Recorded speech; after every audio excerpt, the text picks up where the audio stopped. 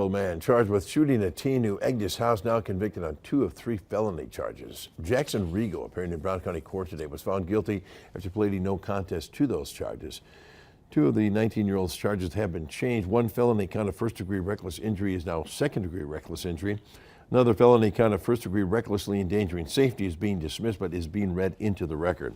Rigo now faces a maximum of $50,000 in fines and 27.5 years in prison. He's set to be sentenced on March 7th.